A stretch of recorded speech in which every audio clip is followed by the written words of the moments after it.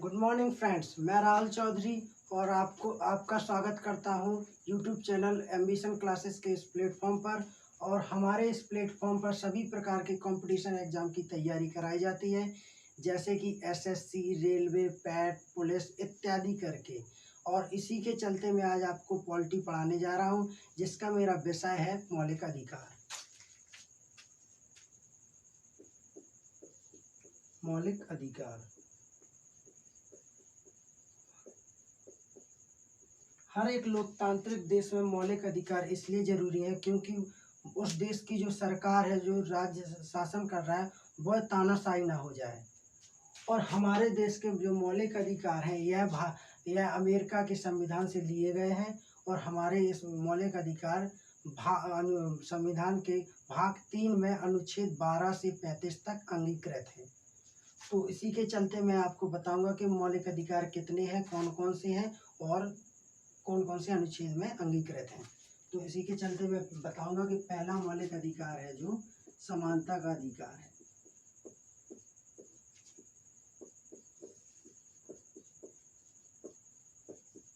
समानता का अधिकार है जो अनुच्छेद 14 से लेकर 18 तक अंगीकृत है।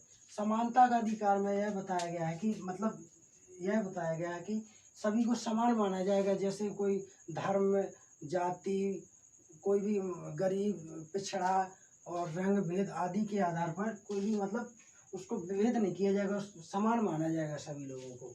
इसी के चलते हम दूसरा देखेंगे, स्वतंत्रता का अधिकार।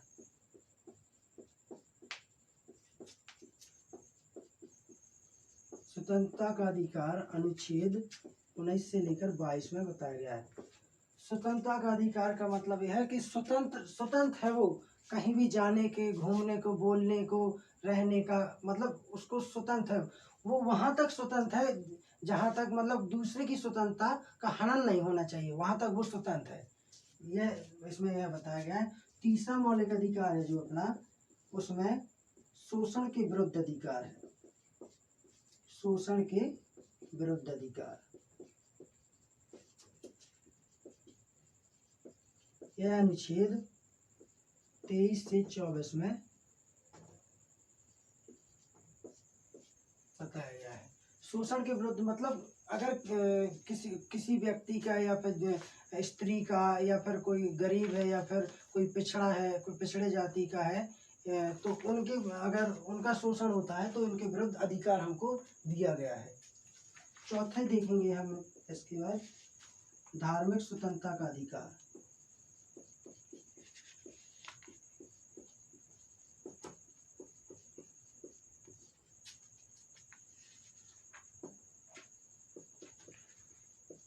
धार्मिक स्वतंत्रता का अधिकार, यह अनुच्छेद 25 से लेकर 28 तक अंगीकृत है। धार्मिक स्वतंत्रता कोई इसमें यह बताया गया कि कोई भी अपन धर्म अपना सकते हैं, उसको परिवर्तन भी कर सकते हैं, उसका प्रचार कर सकते हैं, प्रसार कर सकते हैं। यह धार्मिक स्वतंत्रता का अधिकार है अनुच्छेद 25 से 28 में। अब देखेंगे अपन पांचवा मौलिक अधिकार। पांचवा मौलिक अधिकार है संस्कृति और शिक्षा संबंधी अधिकार। यह अनुच्छेद 29 से 30 में अंगीकृत है। ये संस्कृति, कोई भी संस्कृति अपना सकते हैं। और शिक्षा का सभी को अधिकार है, सभी को शिक्षा का अधिकार है। शिक्षा, ऐसा नहीं है कि किसी को शिक्षा से वंचित किया जाएगा, बिल्कुल नहीं। उसको शिक्षा का मौलिक अधिकार है, बिल्कुल शिक्षा बिल्कुल अनिवार्य है सभी के लिए। तो और इसी के चलते हम देखेंगे अगला मौलिक अधिकार, जो आपको पता ही होगा, जो अनुच्छेद 31 है। यह हमारा एक मौलिक अधिकार था, संपत्ति का अधिकार, उसको हटा दिया गया है भारत के सरकार द्वारा 1978 में 44वें संविधान संशोधन द्वारा संपत्ति के अधिकार को हटा दिया गया है। और इसको एक नॉर्मल कानून बना दिया गया है और इसको 300 का में रख दिया गया है। ये नॉर्मल कानून बना दिया गया है, मौलिक अधिकार से हटा दिया गया है। और इसी के चलते फिर आप देंगे लास्ट अपना जो मौलिक अधिकार है, वह है अपना संवैधानिक विचारों का अधिकार। क्या अनुच्छेद 32। यह मौलिक अधिकार बहुत महत्वपूर्ण मौलिक अधिकार है और इस मौलिक अधिकार को डॉक्टर बी.आर. अम्बेडकर जी ने संविधान की आत्मा कहा है।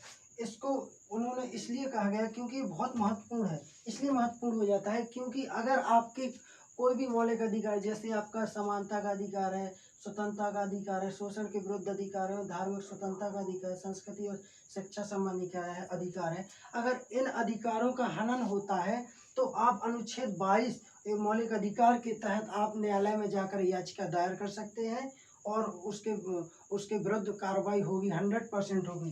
तो ये अनुच्छेद 32 मौलिक अधिकार बहुत महत्वपूर्ण बन जाता है। तो इसी के चलते मैं आपको फिर समानता का अधिकार को विस्तार से बताने वाला हूँ। इसमें बताएंगे हम कि किस प्रकार की हमको समानता मिली हुई है अनुच्छेद 14 से 18 तक।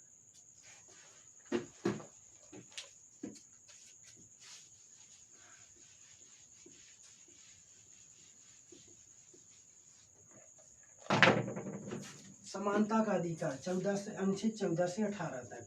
अब देखेंगे हम अनुच्छेद 14 में क्या बताया गया। अनुच्छेद 14 में यह बताया गया कि मतलब कानून के समक्ष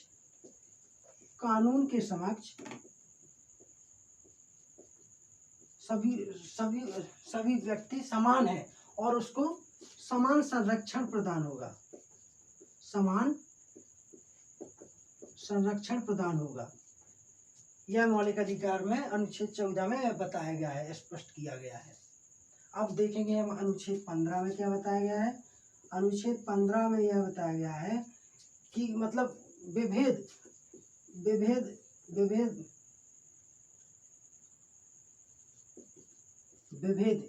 किसके प्रति, अगर जाति, धर्म, लिंग, वंश, रंग आदि देखते हुए इनको आधार मानते हुए विभेद नहीं होगा। यह अनुच्छेद 15 में बताया गया है। अब देखेंगे हम अनुच्छेद 16 में क्या बताया है। अनुच्छेद 16 में यह बताया गया है कि सभी को, हर व्यक्ति को सरकारी क्षेत्र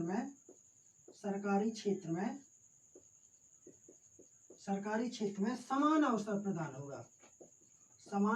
प्रदान होगा। अवसर मिलेगा।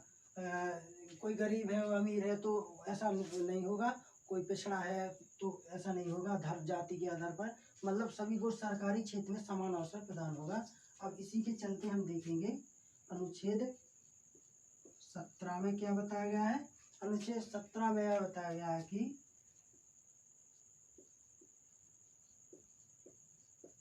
अस्पृश्यता का बिल्कुल अंत कर दिया गया है और इसको दंडनीय, इसको समाप्त करने के लिए 1955 में अस्पृश्यता अपराध अधिनियम बनाया गया था। इसको बिल्कुल समाप्त करने के लिए फिर इसको संशोधन करके इसको सिविल अधिकार संरक्षण अधिनियम 1976 कर दिया गया है। अस्पृश्यता का बिल्कुल अंत कर दिया गया है। अब इसी के चलते हम देखेंगे अनुच्छेद 18 में क्या बताया गया है। अनुच्छेद 18 में यह बताया गया है कि सैनिक और सैनिक और शिक्षा के क्षेत्र को छोड़कर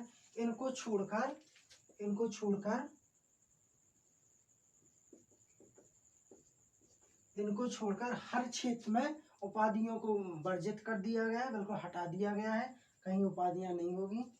अब देखेंगे अनुच्छेद, इसी के चलते अनुच्छेद 18 के क्लॉज 2 में यह बताया गया है कि कोई भी व्यक्ति बिना राष्ट्रपति की अनुमति के विदेशी पुरस्कार बिल्कुल प्राप्त नहीं कर सकता है। तो बिना राष्ट्रपति की अनुमति के विदेशी पुरस्कार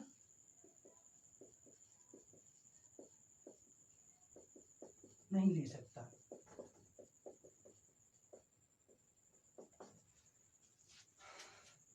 तो बस दोस्तों आज के लिए इतना ही, फिर मिलेंगे अगले सेशन में। अगर आपको ये पसंद आता है तो प्लीज़ लाइक कीजिए, सब्सक्राइब कीजिए, सपोर्ट कीजिए और कमेंट्स कीजिए। और टेलीग्राम चैनल का लिंक आपको इसके डिस्क्रिप्शन बॉक्स में दे दिया जाएगा। धन्यवाद। जय हिंद दोस्तों।